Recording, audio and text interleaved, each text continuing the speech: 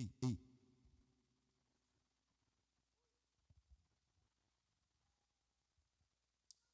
Oi.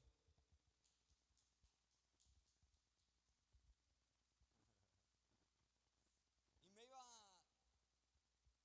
Oi? Sou eu?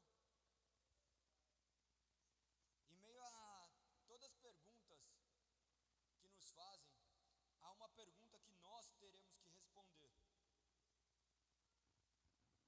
o que Cristo é para nós?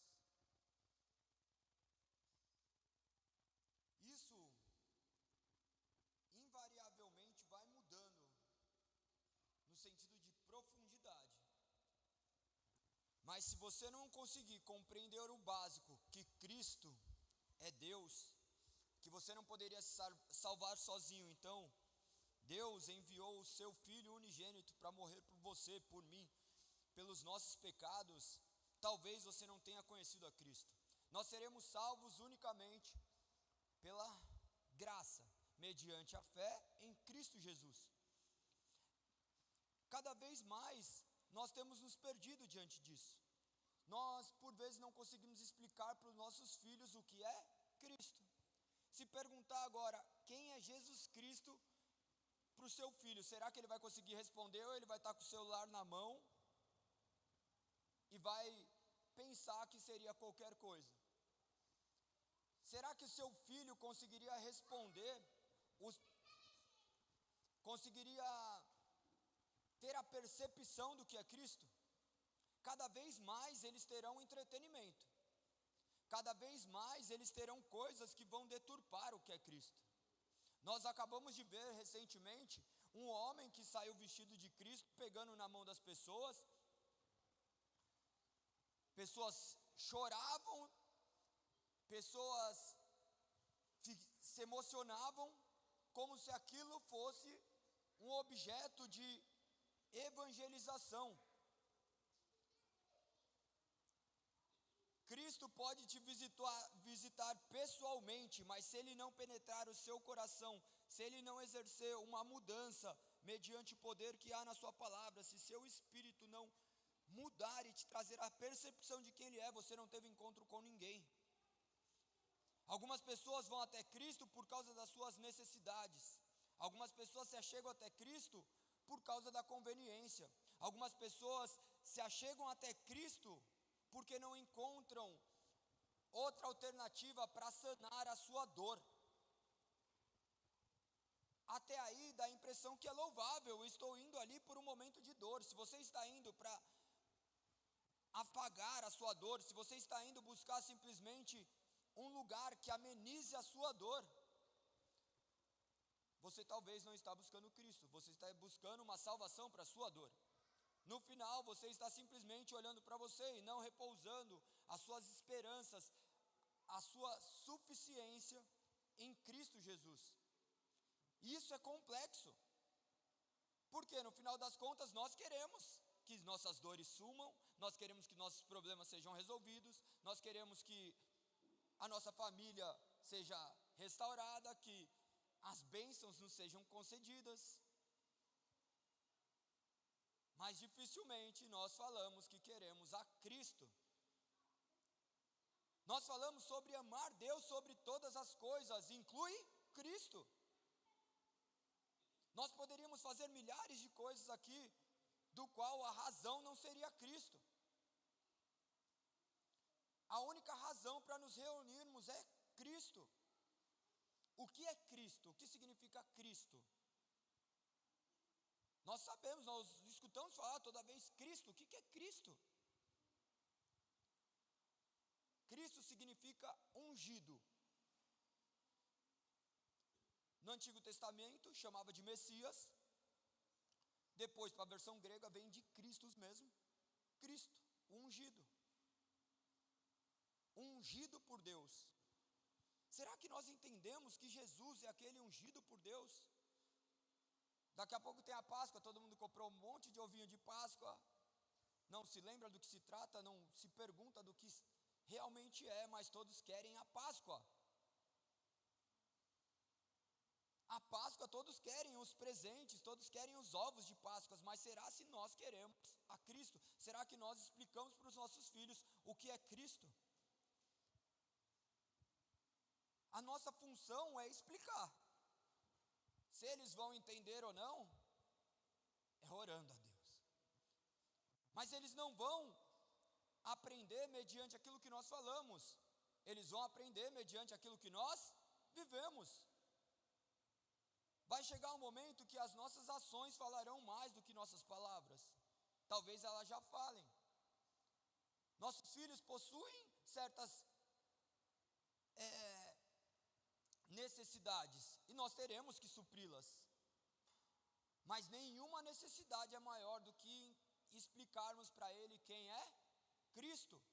Se você conseguir fazer o seu filho ser um excelente doutor, presidente da república, um excelente diplomata, qualquer outro cargo que você julgue como ápice, se ele não tiver a Cristo, ele não terá nada.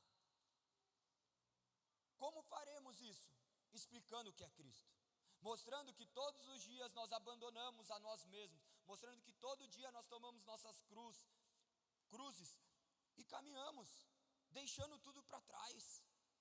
Eles observando as nossas renúncias mediante a Cristo, entendendo o porquê nós nos reunimos. Cada vez vai ficar mais difícil de falar de Cristo. Cada vez nós teremos mais dificuldades. Cada vez vão inventar uma técnica nova para deixar nossos filhos dentro de uma sala entretido. Aqui nós chegamos no culto, nós queremos deixar nosso filho com o celular para que ele não atrapalhe. Nós mesmos entregamos. Tome o celular e fique quieto. Essa é a nossa realidade, eles querem isso. Eles querem ficar conversando, porque conversando para eles é mais importante. Como nós faremos com que eles enxerguem Cristo? Quem é Cristo? Eles já têm necessidades de saber quem é Cristo, porque se não ficar esculpido na mente deles, desde pequeno, outras coisas ocuparão o lugar de Deus em suas vidas, da mesma forma que ocuparam na nossa. Nós crescemos num país cristão, onde agora vai sair o censo, vai bater quase 80% da população, se denominam cristãos, mas que Cristo que nós acreditamos? A mesma pergunta que são feitas na Bíblia, são feitas a nós, no momento presente, e será feito durante toda a eternidade, porque a pergunta que deverá ser respondida na sua vida, quem Cristo é, para você? Ainda que você viva uma vida imperfeita, ainda que você viva uma vida falha, quem Cristo é para você? O que Cristo representa na sua vida? O que Cristo vai representar na vida dos seus filhos? Agora nós que atingimos uma maturidade mental e espiritual, porque nós estamos aqui livremente, aparentemente, para cultuar a Deus. Mas nossos filhos estão vindo porque eles são obrigados. Nossos filhos estão vindo porque nós conduzimos ele até aqui. Como nós ensinaremos a reverência ao Senhor? Como nós mostraremos a eles? Será que é trancando eles dentro de uma sala e tentando explicar de uma maneira mais lógica, mais lúdica, para que eles entendam? Eu posso explicar aqui das melhores maneiras para vocês. Se o Espírito não revelar em seu coração, eu estarei falando palavras ao vento. Mas ainda que sejam palavras ao vento, essas palavras ficarão na sua memória. Essas palavras ficarão marcadas. Essas palavras serão fixadas em algum lugar. Porque tudo que nós ouvimos fica registrado em algum lugar da nossa memória. Você já escutou conversas de outras pessoas e essas palavras te marcaram que você não queria ouvir? Quantas vezes vocês já estiveram sentados a uma mesa, num restaurante, e de repente, você está comendo aqui, mas seu ouvido já não está mais aqui. Você já está, daí você começa a espirrar, a suar o nariz. E E você quer saber o final daquela história. Você quer saber o que aconteceu. Olha como é engraçado, só de olhar para vocês já voltaram para aquele momento. Vocês já se lembraram daquelas palavras que vocês não sabiam do que se tratava. Talvez você ouviu falar de uma palavra que ainda não fazia parte do seu vocabulário. Talvez falou de algo que você tinha curiosidade. Mas isso despertou algo em você. E isso ficou armazenado em você. Então nós não podemos deixar de falar de Cristo. Ainda que eles pareçam estar completamente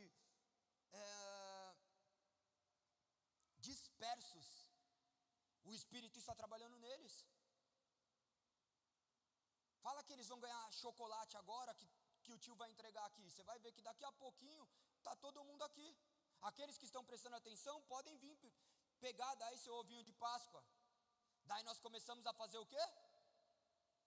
Barganha com eles. Eu faço milhares de barganhas com meu filho. A todo instante eu falo, se você não ficar quieto, você vai ver o que vai acontecer. Não adianta muito.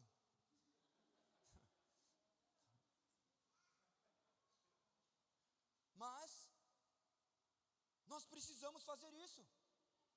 Eles vão ter que entender que vai chegar um momento que eles vão fazer escolhas, e essas escolhas gerarão consequências. Nós não vamos precisar depois falando assim, eu te avisei.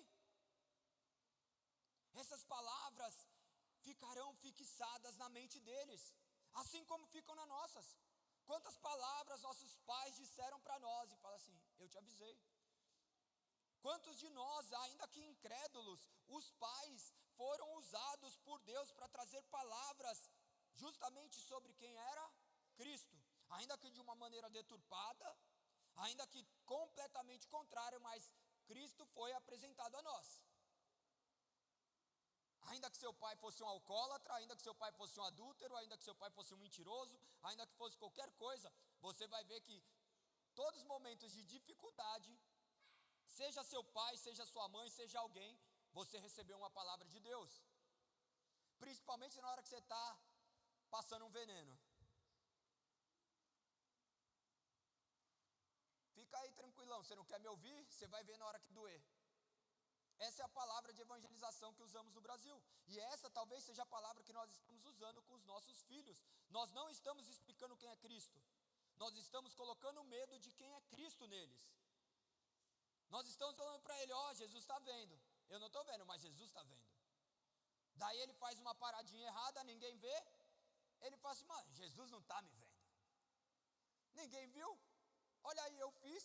E ele vai mentir olhando nos seus olhos, falando que não fez. Se Jesus não viu, quem vai ver? Essa é a realidade. Não adianta a gente tentar maquiar a realidade que nós vivemos. Tem vezes que nós brigamos em casa, chegamos aqui, vamos, família perfeita, todo mundo bonitinho, dá a mão, senta, porque se chegar em casa depois vai tomar uma coça, senão... Não aconteceu já isso com você, Dé? Nota-se. Mas essa é a realidade. Essa é a realidade de nossas vidas. Nós coagimos nossos filhos com medo, enquanto nós deveremos trazer para ele entendimento do que eles estão fazendo. Eles estão perdendo algumas coisas, mas eles estão ganhando em outras. Nós estamos aqui por uma necessidade. Você estamos aqui porque tem uma necessidade em nosso coração, que não foi plantada por nós. É uma necessidade tão grande de ouvir a palavra de Deus, porque nós nos enxergamos quem nós somos, homens falhos, pecadores que carecemos do favor de Deus, do favor imerecido, dessa palavra que vai penetrar nossos corações e transformar nossas vidas, para que essas palavras transformem nossos filhos, para que nossos filhos sejam realmente luz neste mundo caído. E por vezes nossos filhos andarão por lugares que nós não gostamos, mas se eles souberem quem é Cristo, isso será suficiente. Se Cristo se revelar a eles, como nós cremos que se revelará, independente do tempo, eles fazem parte da aliança de Deus com os homens. Aí nós deixamos para Deus. Eu não tenho como encapsular as palavras e colocar goela abaixo dos meus filhos, nem do de vocês, nem de vocês. Mas eu tenho certeza que o poder que há nessa palavra, ela pode te transformar, ela pode te mudar, pode mudar a vida dos seus filhos e pode mudar todas as futuras gerações por intermédio do poder que há nele. Este é o Cristo que nós temos. Que nós não nos esqueçamos quem de fato é Cristo. Vamos à leitura do texto sagrado. Nós estamos em Marcos capítulo 12, perto do fim. Tem sido maravilhoso. Desde o primeiro capítulo, que já vai fazer quase 2 anos. Vai fazer quase 2 anos que nós estamos no Evangelho de Marcos. Algumas pessoas falam, nossa, que monótono.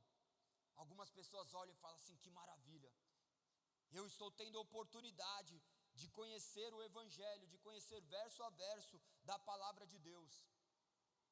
Não mais ser alimentado de maneira esporádica.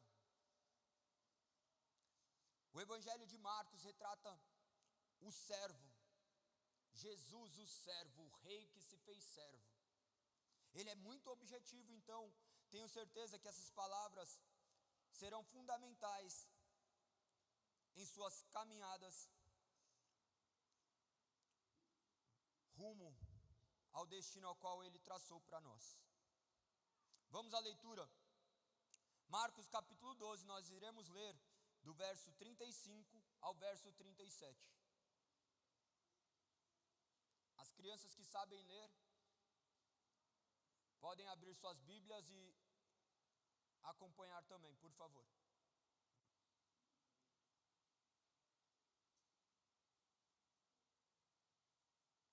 Todos acharam? Marcos capítulo 12, verso 35 diz: Mais tarde, enquanto ensinava o povo no templo, Jesus fez a seguinte pergunta: Por que os mestres da lei afirmam que o Cristo é o filho de Davi? O próprio Davi, falando por meio do Espírito Santo, disse: O Senhor disse ao meu Senhor: Sente-se no lugar de honra à minha direita, até que eu humilhe seus inimigos debaixo de seus pés. Uma vez que Davi chamou o Cristo de meu Senhor, como ele pode ser filho de Davi?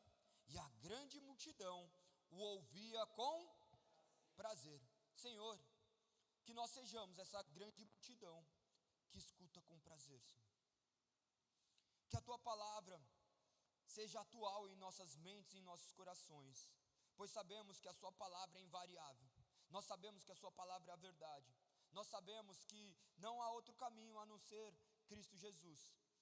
Mas nós sabemos também que não podemos nos achegar até a ti, se antes teu Santo Espírito não mudar as nossas inclinações. Por isso nós pedimos, Senhor, que o teu Santo Espírito ilumine as nossas mentes, para que venhamos a crer na tua soberana palavra e possamos compreender as verdades que estão cravadas pela eternidade nas soberanas Escrituras. Que sejamos guiados somente pelas Escrituras, Senhor. Que o teu Santo Espírito nos guie a toda a verdade. É assim que nós oramos em nome de Cristo Jesus. Amém. Amém. Podem sentar. Crianças de 3 a 10 anos, aqueles que os pais quiserem que eles acompanhem lá em cima junto com Wagner, que vai ministrar a palavra para eles. É a mesma palavra, aplicada de uma maneira talvez um pouco, com vocabulário um pouco distinto, mas que eles possam compreender.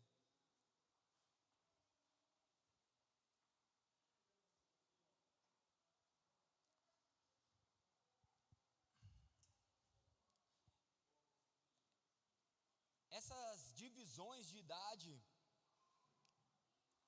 é algo completamente moderno.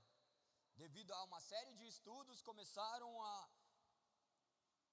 a reivindicar um lugar diferente, porque daí o adulto tem TDAH, não pode ver uma criança correndo, a criança daí a hiperativa não pode, começaram a criar uma série de subdivisões.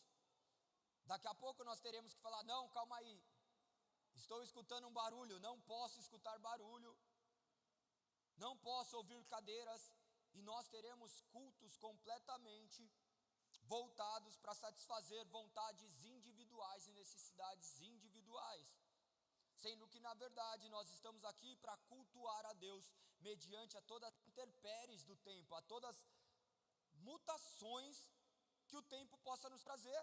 Se estivesse sem teto, nós estaríamos aqui louvando o nome do Senhor. Se estivéssemos em 2 pessoas, nós estaríamos aqui louvando o nome do Senhor. Se não tivesse luz, nós estaríamos aqui louvando ao nome do Senhor. Se não estivessem gravando, se não estivesse nada, se não tivéssemos a palavra do Senhor, ainda assim nós nos reuniríamos, porque a palavra, antes de estar escrita, já foi escrita em nossas mentes, em nossos corações.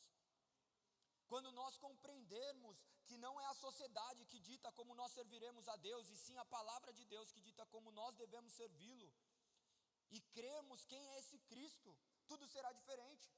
Teve uma época, do qual hoje talvez nós nos encontremos ainda nessa, uma época racionalista, como se Deus pudesse ser compreendido por meio do intelecto, onde Cristo pudesse ser compreendido por intermédio da sua sabedoria. Mas não precisa ser muito sábio para escolher Cristo. Se eu perguntar aqui, quem quer ir para o inferno? Ninguém? Quem quer ir para o céu? Levanta a mão. Todo mundo que levantou a mão, levanta e vem à frente que eu vou orar por você, para você aceitar Jesus. Que grande evangelista. Você não quer ir para o inferno, então você quer ir para o céu. Vocês querem aceitar Jesus? Venham que eu vou orar por você. Você pode sair, continuar vivendo a sua vida e você habitará o céu. Dê um glória a Deus e vamos para as nossas casas, continuar nossos pecados de estimação lá, e depois nós nos encontraremos. Você acha que isso é uma verdade? De verdade, você acredita nisso? Com a minha boca eu confesso que não, mas com as minhas atitudes que sim. Eu faço isso todo dia, eu chego numa terça, num domingo, eu abro a palavra, mas essa palavra não gera uma transformação em mim. E não é culpa de Deus, é culpa sua. Porque aquele que clamar, ele ouvirá. Não há ninguém no céu que não tenha clamado por Deus. E não há ninguém no inferno que não tenha clamado por Deus. Mas clamar a Deus é muito diferente de manipular um Deus. Clamar a Cristo para salvar a sua alma do inferno é diferente de você chamar Ele para te tirar de uma situação ruim. Porque isso daí, qualquer pessoa que fizesse por você, você se curvaria diante dele e falaria que Ele é seu Deus. Quantas vezes o seu Deus foi o seu músculo? Quantas vezes o seu Deus foi o seu intelecto? Quantas vezes o seu Deus foi a sua conta bancária? Quantas vezes o seu Deus foi um médico? Quando entendermos que Deus está em tudo, movendo para que a sua glória seja manifesta na terra, que nós temos que clamar a Ele, porque nós temos uma ferida que ninguém pode curar, nem seu pai, nem sua mãe, nem um médico, nem um presidente, nem todo o dinheiro que está na sua conta, nem uma mulher, nem um filho, nada substitui Cristo. Mas talvez nós idolatramos situações que já aconteceram na nossa vida, chamando de Deus. Nós confundimos. Por vezes Deus é simplesmente um meio. Deus é um meio e não um fim. Deus é um meio para eu encontrar a cura daquilo que eu preciso, seja ela qual for. Deus não é o meio, Ele é o fim. Deus é o fim, não coloque Cristo como um meio para algo. E hoje todos nós estamos sujeitos a isso, qualquer ser humano está sujeito a isso, porque nós estamos presos a uma carne. uma carne corrompida pelo pecado. Nossos desejos são impuros. Existe ganância na nossa generosidade. Existe ódio no nosso mais lindo amor. Existe inveja no nosso mais bonito gesto, palavra de elogio. Sonde o coração de vocês, vocês já vão verificar. Parabéns, meu amigo, pela sua conquista. Você fala assim: Senhor, por dentro daquela voz: Senhor, por que não foi eu? Quanto tempo eu estou lutando por isso? Mas por que eu? Ele tem, eu não tenho. Ela tem, eu não tenho. Olhem os seus corações, que possamos olhar, porque o convite da palavra é para refletirmos quem é Cristo. Ou Cristo é tudo para nós, ou Ele não é nada. Isso nos humilha. Isso nos humilha. Eu já vi grandes homens de Deus falando que durante toda a sua vida, se passou 1 minuto na vida do qual ele considerou Deus, amou Deus acima de todas as coisas, seria um verdadeiro milagre, porque só o Espírito para fazer com que acontecesse isso, porque pela carne dele ele amaria qualquer outra coisa, menos a Deus. E essa é a realidade que nós queremos ocultar. Eu me vejo nesses dilemas. Imagino que vocês também, porque nós fazemos parte da mesma matéria, caída, podre, corrompida. Os mesmos problemas que eu luto, você luta também, só que o mesmo Deus que me serve também te serve. Não no sentido dele ser meu escravo, mas no sentido do seu Espírito estar em nós, nos servindo, nos direcionando, nos guiando. Quantos passos nós queríamos dar de maneira errada, mas o Espírito nos freou. Quantas coisas eram para estar completamente desandada, mas o Espírito nos guiou ao caminho da verdade. Quantas vezes nós fomos tirados da cova dos leões, quantas vezes estávamos na fornalha, mas Cristo estava lá com a sua presença nos libertando. Você só vai entender quem é Cristo olhando para o passado. Você vai verificar que a probabilidade das coisas acontecerem como aconteceu eram ínfimas. Quem é Cristo para você? Cristo é a cura, Cristo é a bênção, mas Ele não é só isso.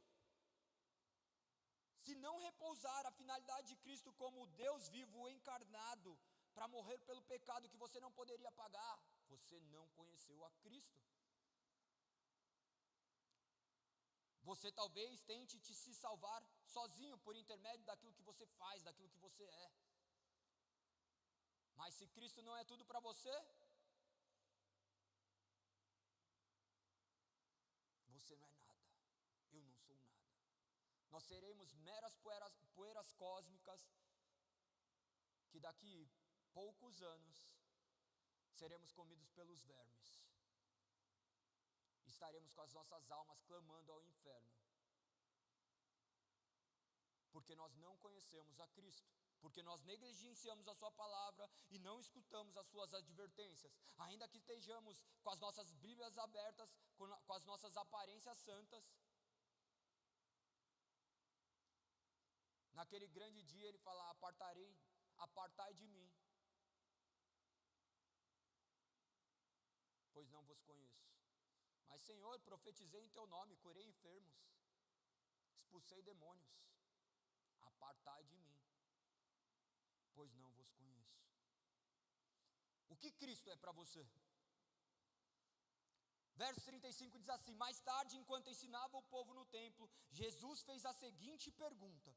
Não podemos esquecer dos versos que antecederam, onde estava tratando, nesse capítulo em especial, a parábola dos lavradores maus, onde Jesus trazia ele como rei, que habitava em um corpo enviado por Deus, sendo que ele era Deus e eles não enxergavam. E os fariseus e os saduceus, as classes predominantes na época, questionavam quem ele era. E em meio às perguntas, ele trazia respostas que eles não conseguiam responder. Até que chegamos a este ponto crucial, onde Jesus que faz a pergunta. Mas deve ser atento, este ponto que está entre vírgulas. Saibam que essas menções que são mencionadas dentro de vírgulas são todas acréscimos humanos. Porque no original, a linguagem não tem essas vírgulas, então nós vamos interpretando segundo o original e trazendo um sentido do qual seja aplicável para nós. Mais tarde, enquanto ensinava o povo no templo, o que Jesus fazia? Ensinava. O principal objetivo dele era ensinar. Mas quantos de nós vamos prestar um culto no sentido de aprender? Quantos? Nós estamos procurando sanar as nossas dores individuais, sabendo que a dor do meu irmão é a minha dor. Mas a minha dor é mais importante que a do meu irmão. Por isso que a adoração coletiva, por isso que o momento que estamos juntos, a dor do meu irmão é a minha dor. E nós estamos aqui para cultuar a Deus, sabendo que somente Ele pode abrir nosso entendimento para entender que nós fazemos parte de um corpo, nós não somos o corpo. Vocês vão entender isso melhor mediante a explanação de hoje ainda.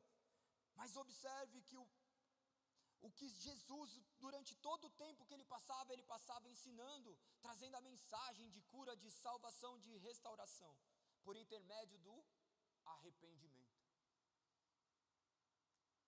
E quando ele faz essa pergunta, ele faz com que aquele povo comece a refletir. Olha o que diz. Jesus fez a seguinte pergunta, no verso 35. Por que os mestres da lei afirmam que o Cristo é filho de Davi? Ele se colocou ali como protagonista? Ele colocou simplesmente uma questão diante da sua comunidade. Como que ele ensinava? Fazendo perguntas. Mas você está preparado para responder quem é Cristo? Sua vida manifesta que Cristo morreu por você? Cristo morreu para te libertar do poder dos pecados. Se você anda completamente pecador, Cristo morreu por que pecado? Aquele que Cristo morreu não anda em pecado. Não significa que ele não peca, significa que o pecado não é onde ele se delicia. É um acidente.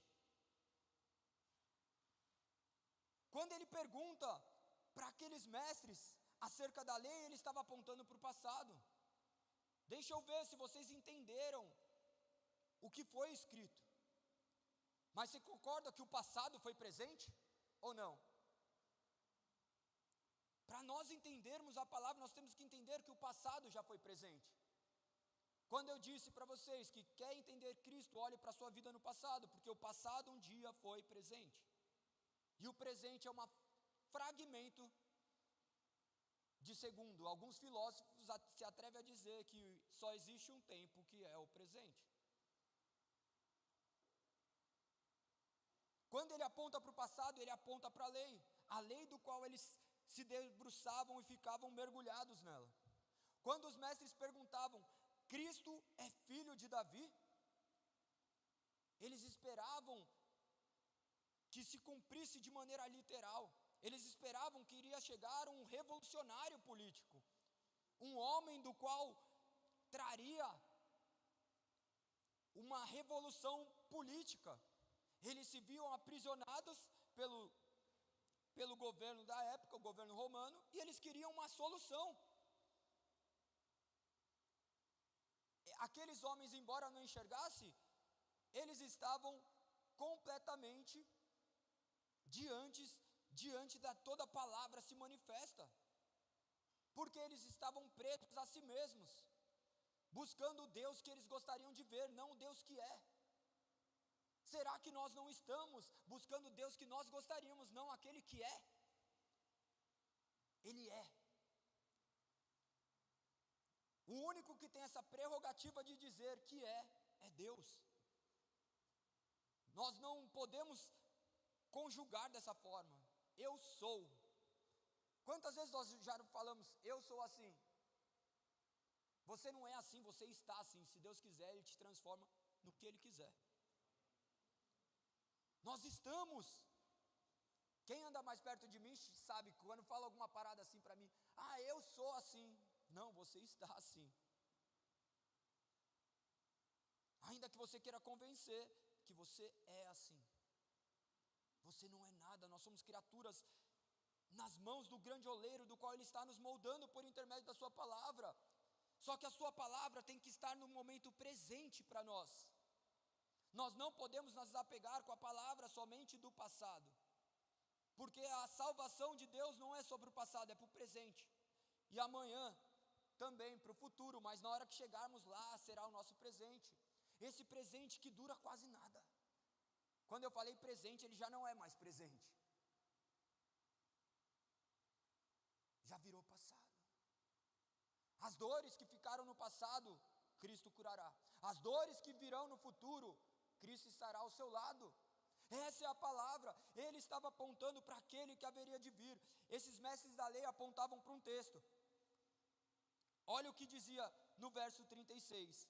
O próprio Davi, falando por meio do Espírito Santo, disse: o Senhor disse ao meu Senhor: sente-se no lugar de honra à minha direita, até que eu humilhe seus inimigos debaixo de seus pés. Ele estava apontando para o passado, do qual eles conheciam. Ele estava argumentando com eles acerca daquilo que eles viviam. Esse verso foi utilizado 21 vezes no Novo Testamento, 10 vezes só no livro de Hebreus. Esse verso está no Salmo 110. Quando ele remete aos Salmos e a Davi, eles sabiam que eles esperavam este filho de Davi. E eles entendiam que o filho seria uma próxima geração. E como Cristo ser filho de Davi. Eles se indagavam acerca disso. Observe o que diz o Salmo: o Senhor disse ao meu Senhor. Aqui na tradução, olhando a tradução que nós temos, nós vamos olhar, o Senhor disse ao meu Senhor, dá a impressão que é redundante, que está tratando do mesmo Senhor. Mas se formos ver no original, quando vai no hebraico, ele traz Javé, no caso de Deus, e o outro, salvo engano, é Adonai, no sentido de que, como um senhor, que nós chamamos uma pessoa com uma autoridade maior. Mas um rei chamaria quem com autoridade maior? E eles se indagavam, porque os salmos eles não conseguiam enxergar aquele que haveria de ser o Messias, o ungido, o Cristo. Eles enxergavam simplesmente os seus próprios interesses. Eles acreditavam que somente eles seriam salvos, embora tudo apontasse para suas corrupções, do quais eles dependeriam de um Deus encarnado para suprir a doença mortal de seu povo, que necessitava dia após dia oferecer sacrifícios. Então, imagine que ele está dizendo: o Senhor disse ao meu Senhor. Ele se colocava sob outra pessoa, sob no sentido abaixo, mas olha o que diz a palavra acima, que vocês talvez não tenham se atentado, falando por meio do Espírito Santo. Algumas pessoas atribuem o Espírito Santo somente a Atos 2. O Espírito Santo sempre manipulou o coração do homem ao seu favor. Manipulou é uma palavra até que as pessoas não gostam de usar. Manipulado dá a impressão que você foi ludibriado, que você foi enganado. Mas que bom ser manipulado por Deus. Que Deus não nos permita vivermos conforme nós mesmos. Se você vive muito da sua maneira, tenha certeza que as mãos de Deus se afastaram de você. Feliz é aquele que não consegue mais viver da sua maneira e é manipulado por Deus. Eu não vou para a igreja, eu vou, porque o Espírito vai me levar. Eu quero ficar em casa, eu quero fazer outra coisa mais importante, mas eu vou, porque eu já sei, eu não sou mais guiado por uma emoção, eu sou guiado pela razão do que a palavra diz. Não deixais de vos reunir, em Hebreus 10. E nós entendemos que aqui ocorre algo sobrenatural, mas de maneira natural.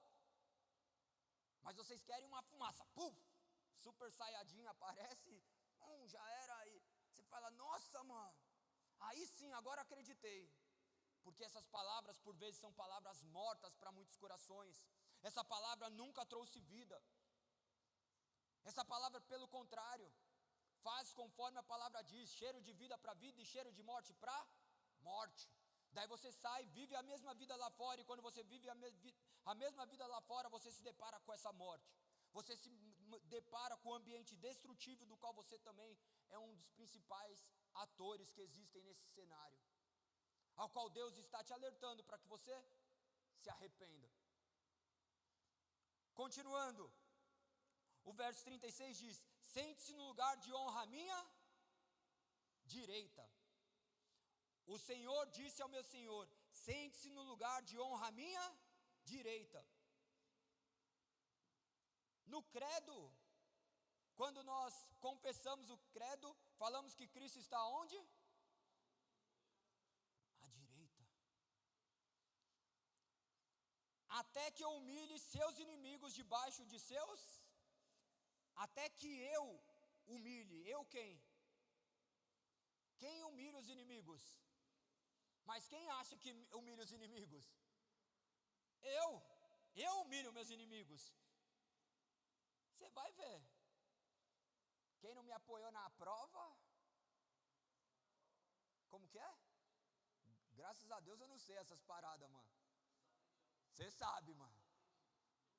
Como que é? Não precisa cantar.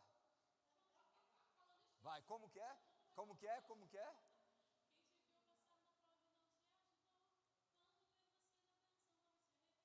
Quem te viu passar na prova e não te ajudou, quando vê você na bênção, vai se arrepender.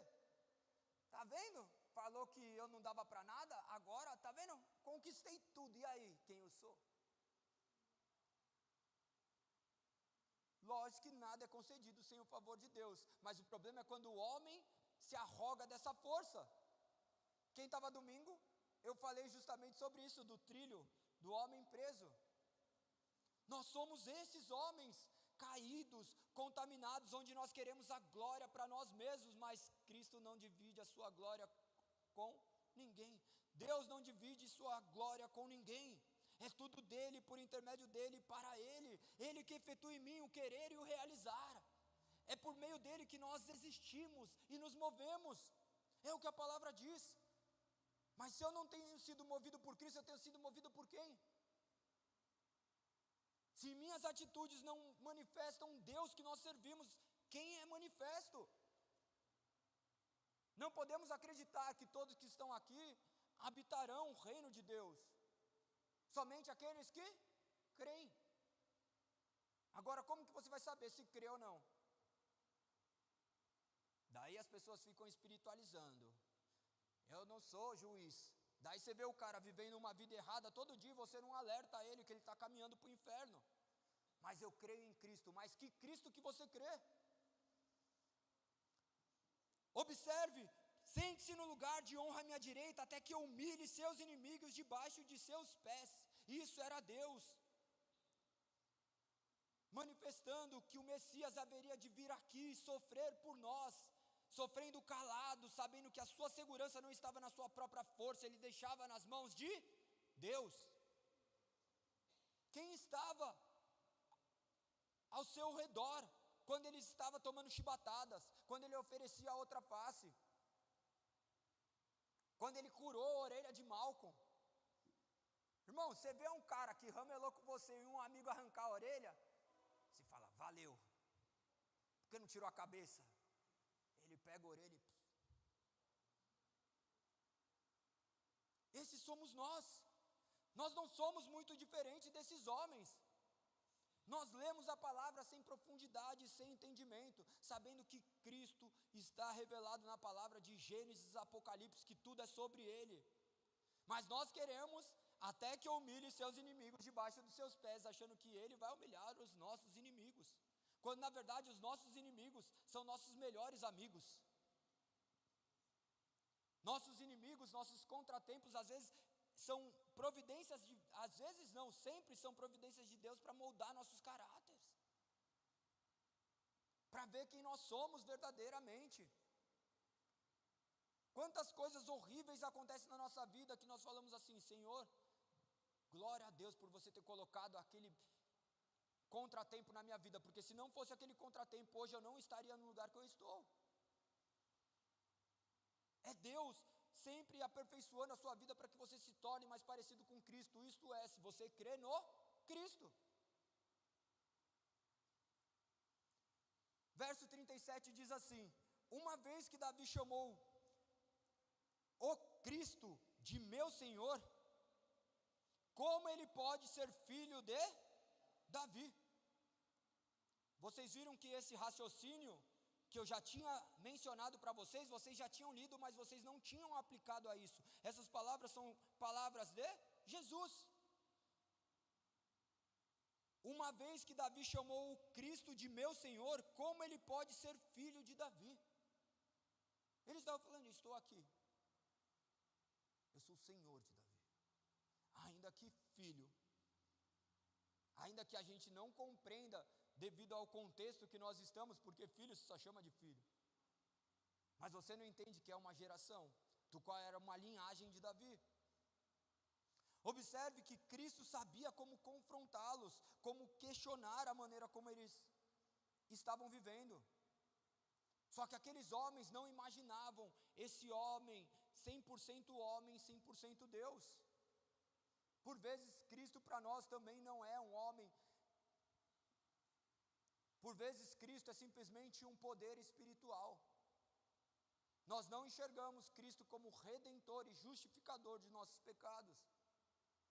Nós não enxergamos a suficiência de Cristo. Nós queremos mais alguma coisa. Nós queremos Cristo mais algo. Se é Cristo mais algo, você não tem nada. Se é a Escritura mais alguma coisa, você não tem nada. Se é a fé mais alguma coisa, você não tem nada. Se é a graça mais alguma coisa, você não tem nada. Se é Cristo mais algo, você não tem nada. Se não é rendido somente a Deus a glória, nós não temos nada. Esse é o lema do protestantismo.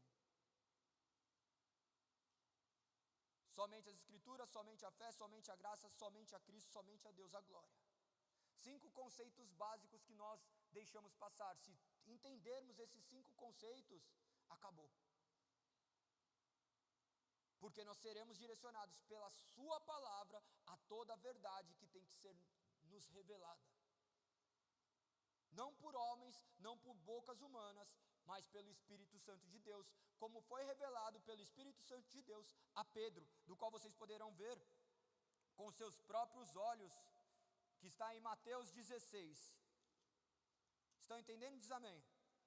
Qualquer coisa, abre uma caixinha de pergunta e responde, que eu respondo. Do verso 13 até o 17.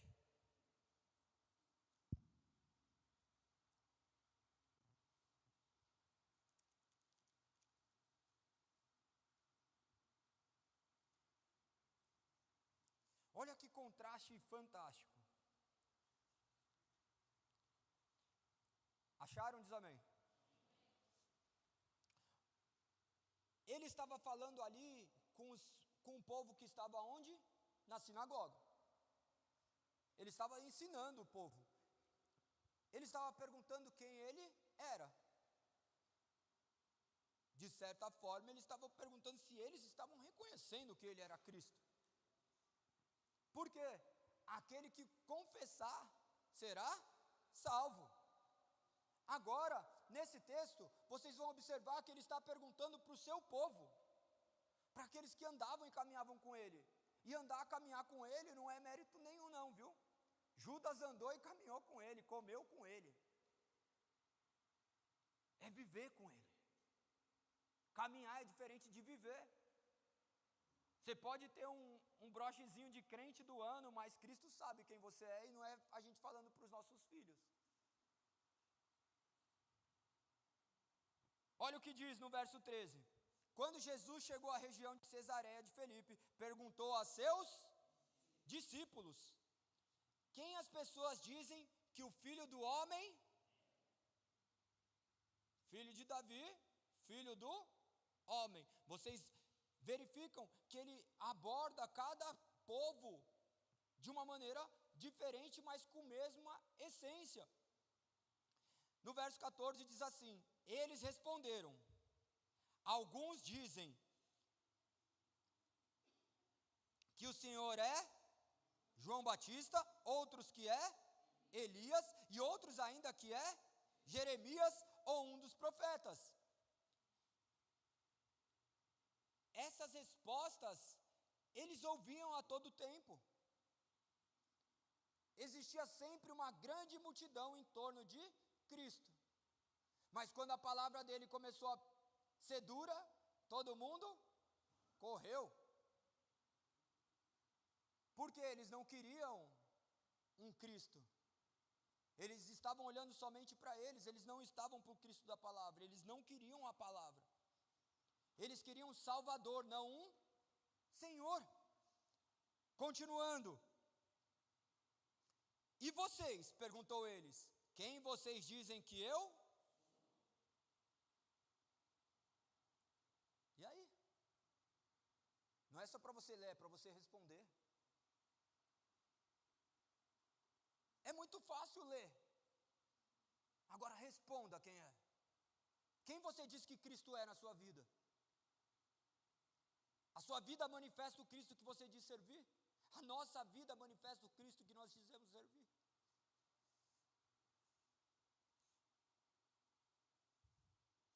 Verso 16 diz: Simão Pedro respondeu: o Senhor é o Cristo, o Filho do Deus vivo.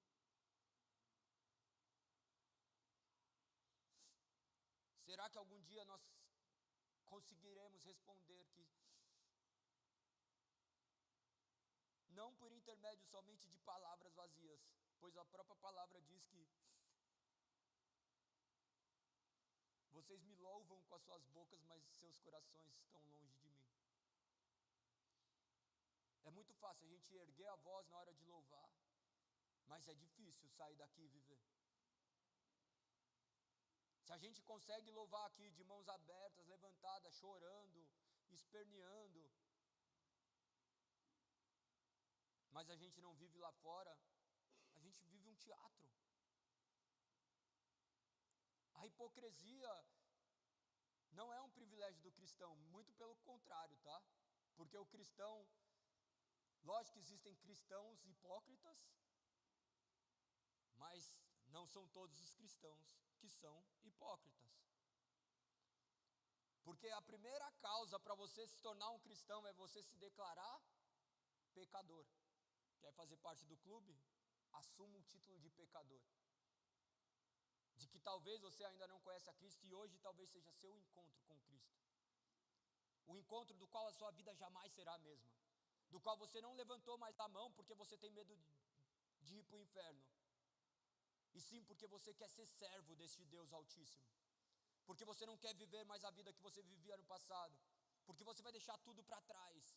Porque você vai abandonar o que for necessário para que o nome dele seja glorificado.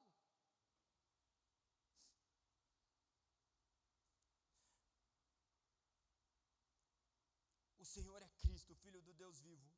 No verso 17, Jesus diz: que grande privilégio você teve, Simão, filho de João. Foi meu Pai no céu quem lhe revelou isso. Nenhum ser humano saberia por si só.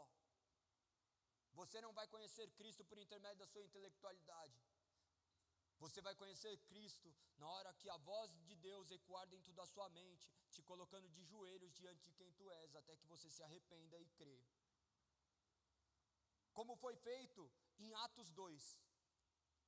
Quando Pedro, diante de uma multidão, depois de que aquele povo que estava ali começaram a manifestar e falar em outros idiomas, do qual as pessoas não falavam, era pardos, medos, elamitas, eles começaram a escutar aquelas vozes de pessoas leigas que não tinham capacidade.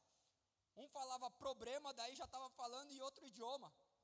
E olhava e falava assim, não é possível, o que está acontecendo? Só pode ser algo sobrenatural. Assim como aconteceu na Torre de Babel, onde as línguas se confundiram, ali foi a união de Deus com os homens, onde falavam uma só língua, onde todos se entendiam. Abram em Atos 2, caminhando para o começo da ministração. Não foi bom?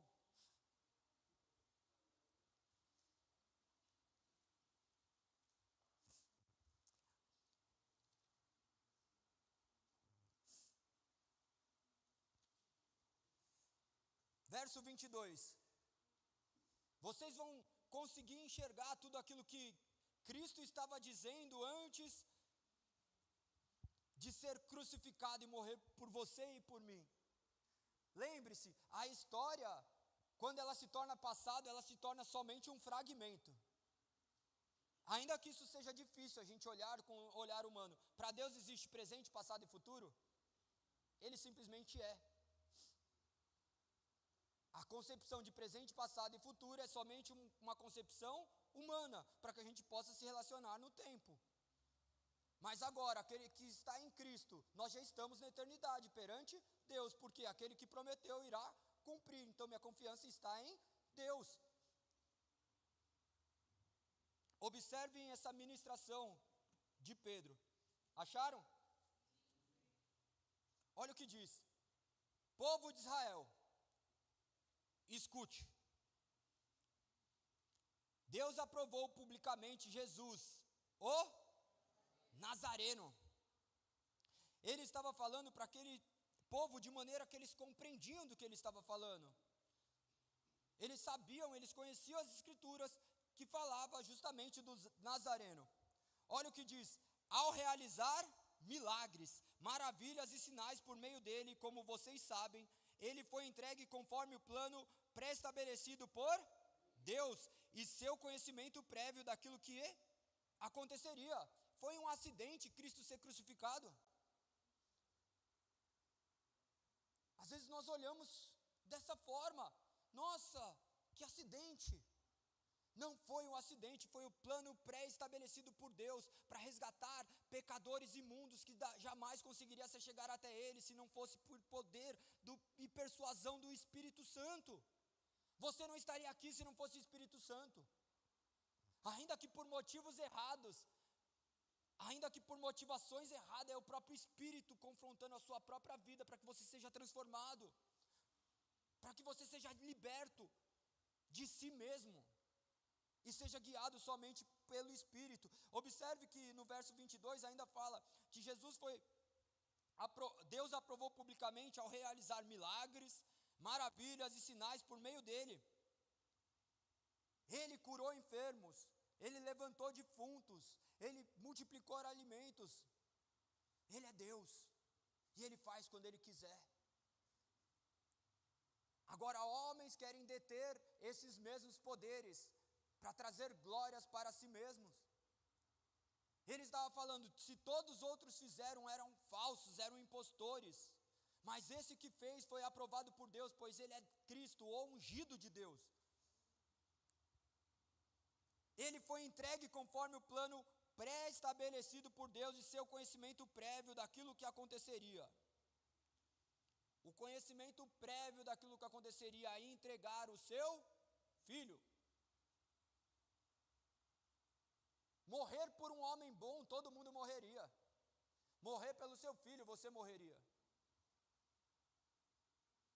Se falar para entrar alguém aqui, vai chegar e vai matar seu filho, ou você morre pelo seu filho, quem morreria? Todo mundo. Põe uma pessoa que você ama. Agora fala assim, ó, vai entrar alguém aqui, do qual ele vai matar você, mas você tem que morrer. Ele vai matar você e você tem que morrer por uma pessoa que maltratou seu filho, por uma pessoa que matou seu filho. Você morreria? Jamais. Você morreria por um justo, mas por um injusto jamais você morreria. Prova disso são os lixamentos públicos que acontecem. Se pegar algum cara ramelando ali, o cara vai apanhar não só de um monte, porque nós vamos descontar toda a raiva nele. Mas Deus preferiu derramar no seu filho a sua ira. É a dor que ele suportou de ver o seu filho morto na cruz. E a pior coisa que pode existir é ver alguém que você ama sofrer e você não poder fazer nada. Ainda que ele pudesse fazer tudo. A ira dele foi derramada sobre o seu filho, ainda a ira que era para derramar sobre você, sobre eu. Quem merecia ser esculachado, quem merecia ser cuspido, quem deveria ser açoitado, morto, queimado, vilipendiado, seríamos nós. Mas ele nos entregou a vida. E ele te entregou a vida que ele julga necessário para você, não a vida que você julga merecer. Isso não é um convite à satisfação, mas é de reconhecimento que Deus é Senhor da sua história e Ele sabe onde Ele te colocou.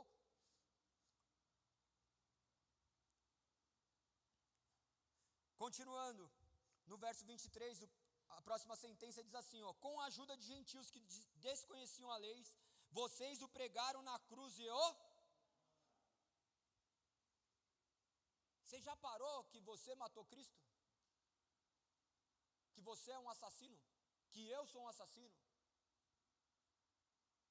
Que direito nós temos de julgar qualquer que seja o pecador? Pois nós somos os piores dos pecadores.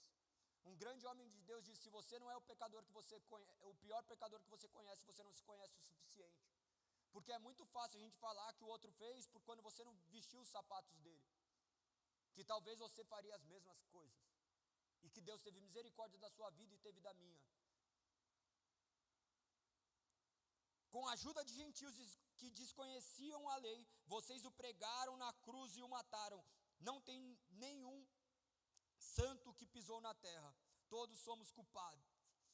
Verso 24 diz, mas Deus o ressuscitou, libertando dos horrores da morte, pois ela não pode mantê-la sob o seu domínio. Cristo venceu a morte. E por intermédio do seu Espírito, essa morte também é vencida dentro de nós. Nós morremos apenas uma vez, porque Cristo comprou as nossas vidas com seu sangue precioso. A respeito dele, disse o rei Davi, verso 25, vejo que o Senhor está sempre comigo, não serei abalado, pois Ele está à minha direita. Não é de admirar que meu coração esteja alegre, e que minha língua o louve. Meu corpo repousa em esperança, pois tu não deixarás minha alma entre os mortos, nem permitirás que o teu santo apodreça no túmulo. Tu me mostrastes o caminho da vida, e me encheras com alegria de tua presença. Esse é o Salmo 16. A respeito dele disse o rei Davi. Observe que Davi sempre esteve falando de Cristo.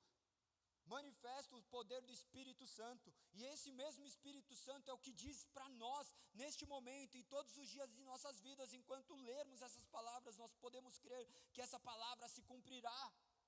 Vejo que o Senhor está sempre comigo. Não serei abalado, pois Ele está à minha direita. Ele é um Deus pessoal. Ele é um Deus que sabe o que você está passando e não te abandonou.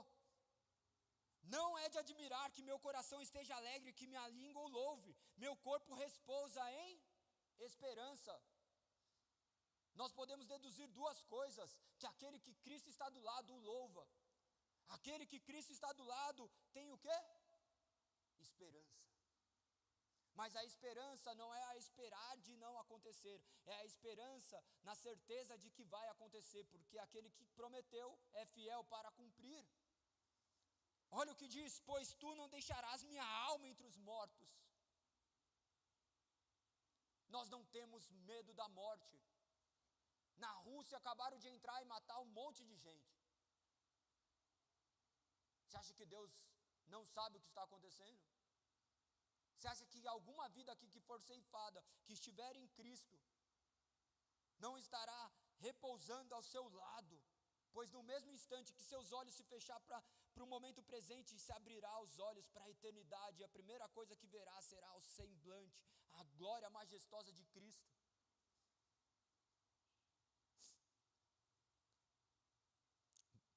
Pois tu não deixarás minha alma entre os mortos, nem permitirás que o teu santo apodreça no túmulo. O que vai fazer do seu corpo pouco importa. Porque no futuro, ou no presente de Deus, os corpos serão glorificados. Ainda que seu corpo apodreça, sua alma estará ao lado do nosso Senhor. Porque você crê em Cristo. Porque você sabe dizer quem é Cristo. Porque você manifesta Cristo na sua vida. Porque Cristo reluz através dos seus passos. Estou profetizando, tá? Tu me mostrastes o caminho da vida, e me encherás com a alegria de tua presença. Esse é o Cristo. Se Ele te mostra o caminho da vida, e me encherás com a alegria de tua presença. Olha o verso 29. Irmãos, permitam-me dizer, com toda a convicção, que o patriarca Davi não estava se referindo a si mesmo.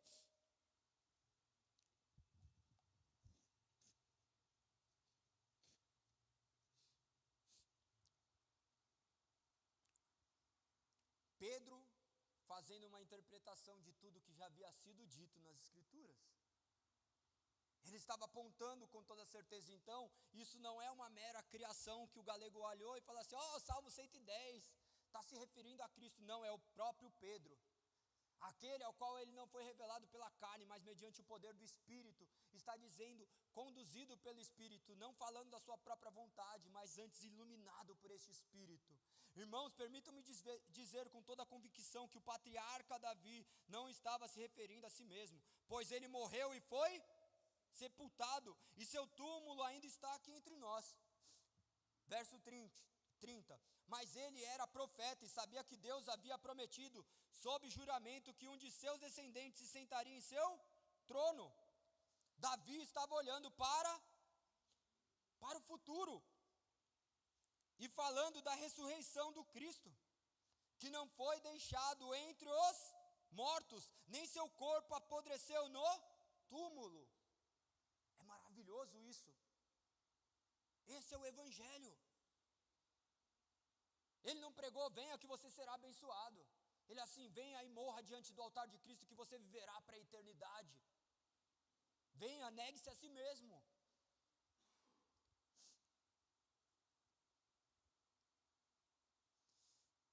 Verso 32 diz, foi esse Jesus que Deus ressuscitou.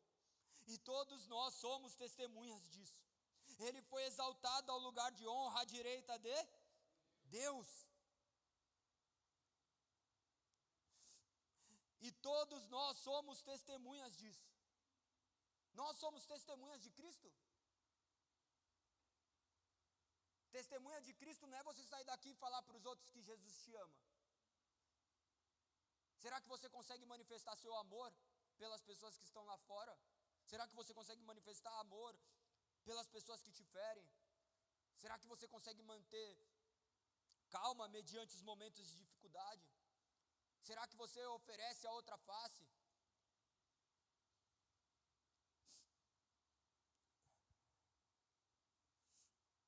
Será que somos testemunhas?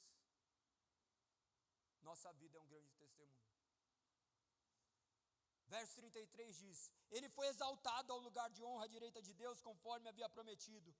O Pai lhe deu o Espírito Santo, que ele derramou sobre nós, como vocês estão vendo e ouvindo hoje. Se você está vendo e ouvindo, é porque o Espírito Santo está em você. E não estou falando de ouvir com os ouvidos e olhar com os olhos. Estou falando daquilo que é sobrenatural, daquilo que somente na nossa alma pode ser feito mediante o Espírito. pneuma, que é o vento, que sopra onde ninguém pode soprar, que transforma que ninguém pode transformar, que varre aquilo que o homem não pode varrer, que tira suas dores do passado, que te caminha com a esperança no futuro que há de vir, que é mais real do que a própria vida que nós vivemos aqui.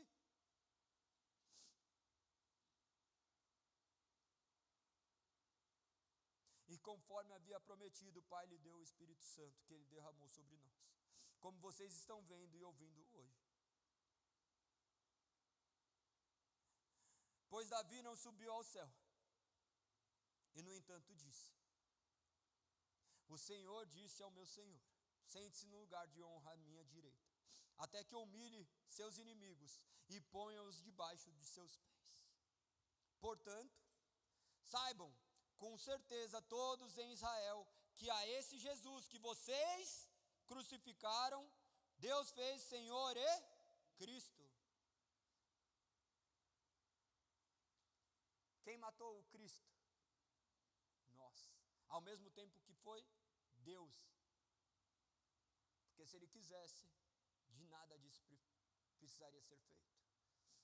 Mas Ele preferiu entregar o seu Filho por nós, para resgatar as nossas vidas que estavam completamente tomadas pelo poder do pecado.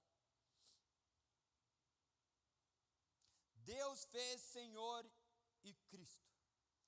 Verso 37, as palavras partiram o coração dos que ouviam, e eles perguntaram a Pedro e aos outros apóstolos: irmãos, o que devemos fazer?